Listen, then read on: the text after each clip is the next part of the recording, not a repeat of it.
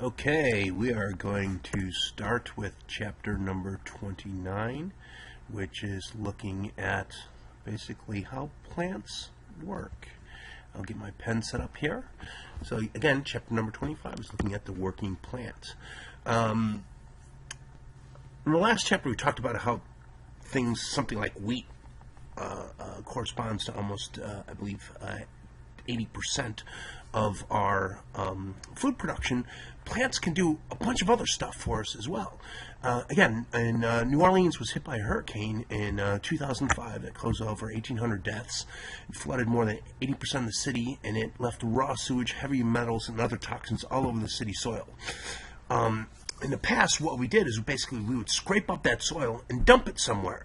And while this is relatively fast, it costs thousands and thousands of trucks loaded in there.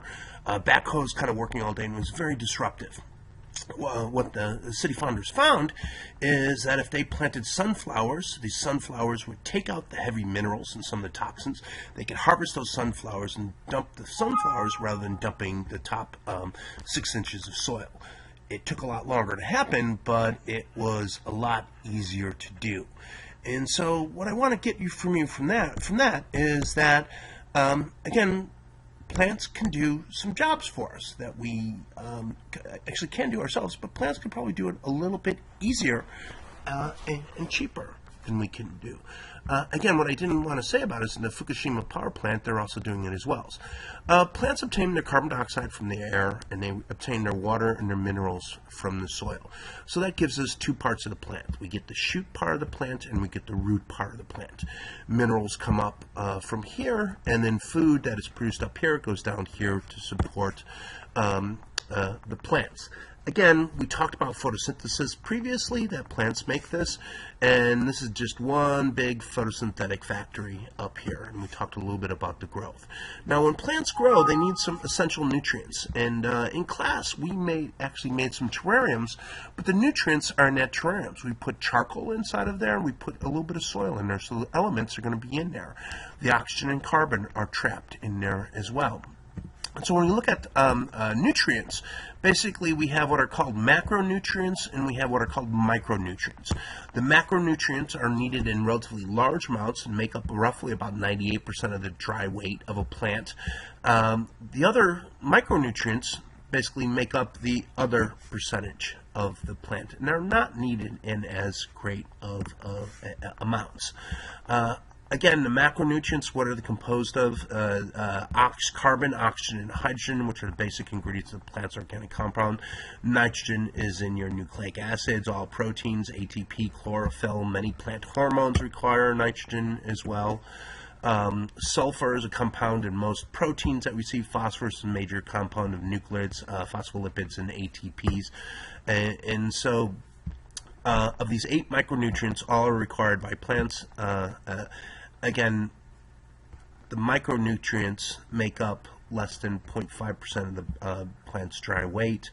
The micronutrients are recycled, so therefore they're needed in small amounts, and most organisms can get the micronutrients that they need from their environment. You add a little bit of water. Some of those salts in the water will have those micronutrients. Again, the quality of the soil, whether it has those nutrients, can affect the growth of the plants and can affect the nutritional value of the plants when they're eaten a little bit later. So it's very important. Again, nitrogen shortage historically has been one of the most common nutritional problems for plants. And so here we see some plants that have some nitrogen fertilizer in them. See, we have some plants that do not have the nitrogen fertilizer. There's a big difference inside of there.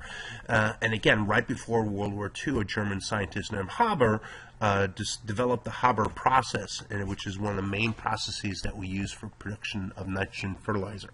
And hopefully we, as biotechnologists, can replace that with something different. Okay. And so again, fertilizers are things that we use to put on soil.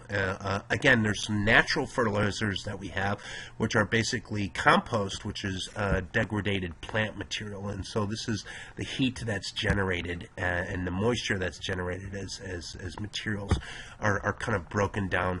Organic farming is getting more and more important as we realize that just certain chemical systems are not necessarily sustainable, not necessarily good for us. We got to realize that we can't just dump nutrients onto the soil.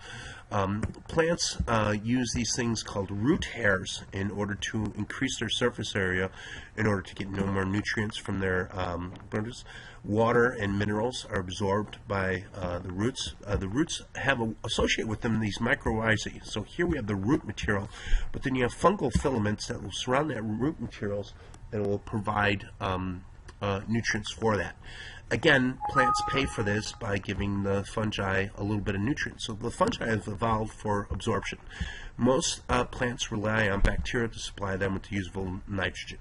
And so ammonium and nitrate ions are both usable forms of nitrogen. Nitrogen in our atmosphere, nitrogen gas, cannot be used by plants. So even though we're surrounded by nitrogen, it is not a form of nitrogen that we can use. And we have a process that we call nitrogen fixation, whereby organisms can convert this atmospheric nitrogen into usable nitrogen by the plants.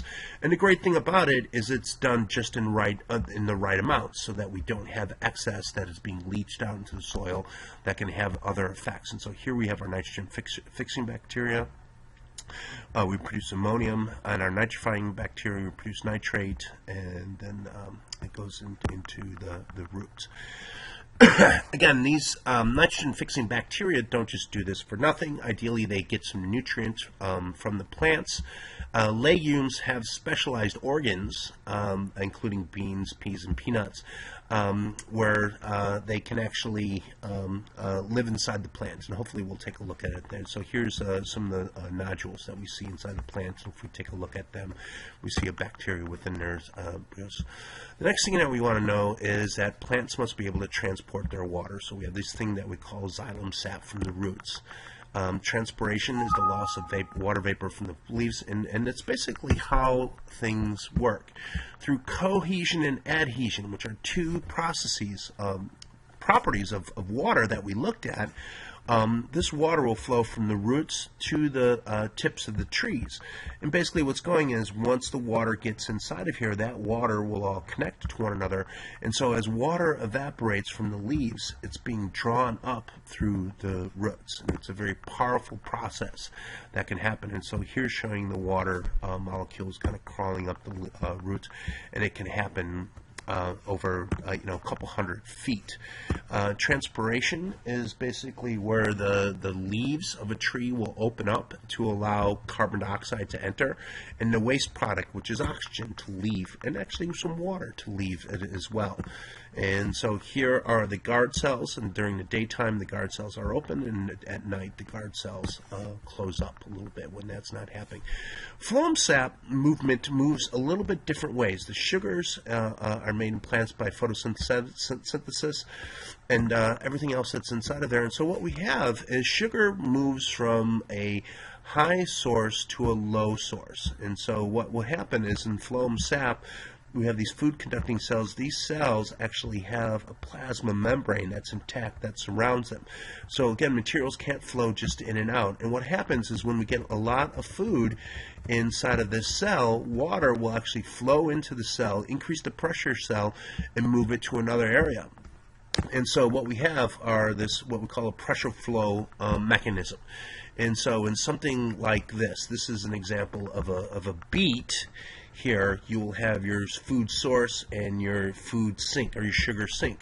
And so what happens is, lots of sugars are made inside of the leaves. Water flows into here, increases the pressure, and it pushes the material down to the sugar sink. Now in this sugar sink, we are removing the sugars and producing things like starches and stuff like that, and the water moves out of there, and then it moves back up through the xylem, and so we see water continuously moving around through the plant. The next thing that we want to know is, how do plants communicate with their cells? So like the communication that's happening in our cells, plants have hormones that send signals to other parts of the bodies. These signals control the plant development and growth, and they do a number of different things. The types of hormones that we have are auxins, ethylene, cytokinins, gibberellins, and abscisic acid. and we'll look at those a little bit. Auxins are a group of related hormones that are responsible for a wide range of developmental, like phototropism and geotropism, etc. And Darwin actually looked at this for quite a bit. An uneven distribution of auxin in each root causes the higher auxin concentration in the cells on the dark side and then shoots to bend. So where we see auxin, we will see growth. Again, we have some synthetic plant organisms that affect certain organisms more than others. And so synthetic auxin disrupts the hormonal balance of hormones that regulate plant growth. It affects monocots more than dicots. And so this will prevent things like, so dicots are things like soybeans, and that will prevent the monocots from growing, which would be grasses. Ethylene is a hormone that's released as a gas that triggers a variety of aging responses in plants, including fruit ripening and dropping of the leaves. Some fruits ripen faster. So here's my little tortoise, or peeves. Okay. Stored apples are also so here's a banana alone, here's a banana plus ethylene releasing orange, banana and ethylene releasing beaker, and so we'll possibly take a look at that. The loss of leaves in auxin is affected by ethylene. Again, cytokinins, gibberellins, I'll have you guys kind of go over that and look at it. Citric acid. And so we'll have a response to stimuli. Plants also respond to light, respond to touch, and they'll respond to the presence or absence of gravity that they have. Again, we talked a little bit about that, of each of those. The photoperiod is basically the relative length of day and night. And plants are triggered by a photoperiod fall into two categories, what we call the long night plants and the short night plants. The long night plants are basically they flower when there is more dark than there is light. And so if you flash a bit of light into the dark, even though that dark is still long, that plant will not flower. In the short night plants, basically you will see that these plants will flower during the short night, but even if we flash them in there. And so florists can apply this knowledge of the photoperiod of particular plants to bring us the flowering sequences.